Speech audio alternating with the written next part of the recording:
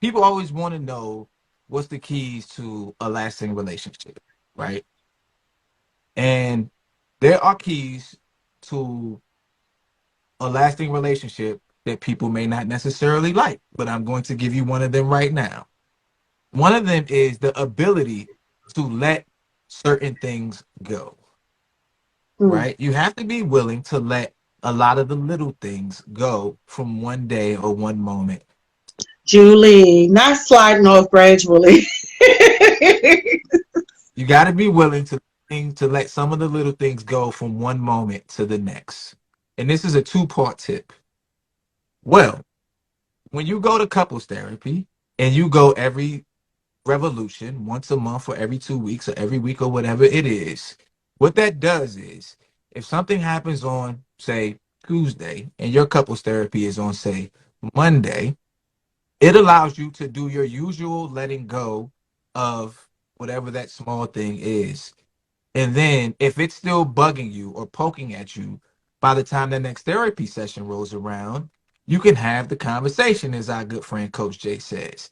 Now, because you're good at letting these little things go, you know, um, by the time you go to therapy, maybe you guys are in a good space. And it's easier to discuss these little quote unquote petty things that may irk your nerves a little bit, right? So that's one tip. That's two tips, but I'm going to give you a third tip, right? And this is mainly for guys. So I know most of the people watching my show are ladies, so maybe you can pass this on to the guys in your life. A lot of the times, we as men, especially when we love our women and we see deficiencies in our women in any capacity, we don't really know how to bring it up to them because we don't want to hurt your feelings. We love you. We don't want you to think that we're unhappy. It's just that I noticed this little thing right here, right? Well, couples therapy for guys is an opportunity to be a little more open about the things that you wish your wife would do or you wish your wife wouldn't do.